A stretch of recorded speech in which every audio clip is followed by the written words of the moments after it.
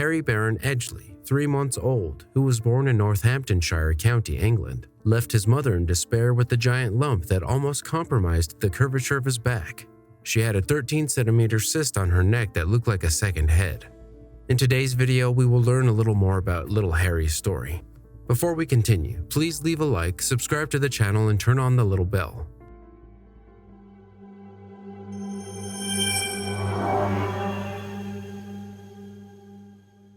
Like most women around the world, 20-year-old Ellie Wellman-Smith's dream was to become a mother.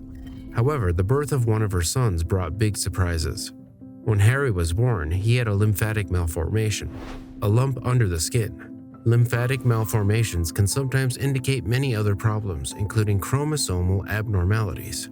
Mom, at the time, probably would have been told that termination was an option.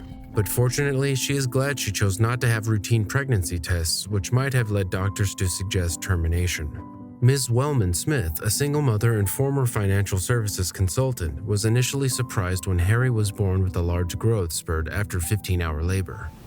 The moment she saw him in the delivery room, she said aloud what she thought. He thought it actually looked like a second head, but he was worried that was some kind of cancer, which is completely understandable. After she got over the surprise, she had an instinct that Harry would be fine. She didn't panic because she knew he would be fine. And mother's instinct doesn't lie, we know that. After the scare, she was able to take Harry home for 3 weeks while doctors decided on the best course of action. It was impossible to put his shirts on him, and his head always fell forward when he was sitting because the cyst was so heavy that something had to be done to make it better. So, a specialist surgeon at Children's Hospital Birmingham removed the huge cyst in a series of operations when Harry was 8 weeks old.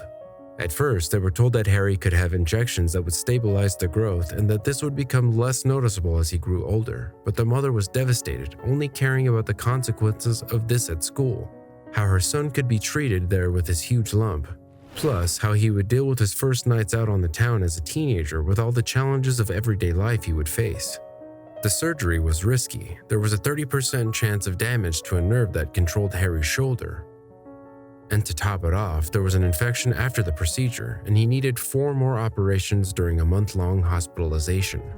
Mrs. Wellman-Smith, who also has another son, Bailey, was finally able to take Harry home when he was 3 months old. She said it was quite a journey. When you take care of a baby with health problems, your whole life changes. Things you worried about in your previous life seem completely ridiculous. She goes on to say, I chose not to do a 12-week test when I was pregnant because I didn't care if Harry had a disability or not. And I'm so glad I didn't change my mind. Harry is now on a special diet to regulate the lymph fluid in his body and has some mobility issues in his right shoulder that are being investigated. Mrs. Wellman-Smith celebrated her son's first birthday on May 2nd with a party at which she asked friends and supporters to make a donation to Children's Hospital Birmingham. She says Harry is funny. He's the naughtiest 1-year-old she's ever met, imitating his big brother in all his cheeky behavior. We hope the whole family is happy and has no more scares like this. But life is made of miracles, and here's another amazing story. Katie Nolan and Ciaran Delaney are the parents of Evie, who has positively surprised the family and the doctors. That's because still inside the mother's womb at 20 weeks gestation, the baby girl was diagnosed with a huge cyst that would damage her airway and thus prevent her from breathing after birth. The doctors were completely desperate. They even went so far as to tell the couple to prepare for the worst, but the girl apparently didn't listen to what the doctors said. Evie actually had to spend 6 months on observation and artificial respiration. Only she showed unusual strength and managed to disconnect from the tube and ventilation. The baby was born in December 2018 and lives at home with her parents and sister Isla. There were several surgeries, including a tracheotomy. The last procedure involved inserting a tube down the baby's throat so she can breathe until the cyst treatment is finished.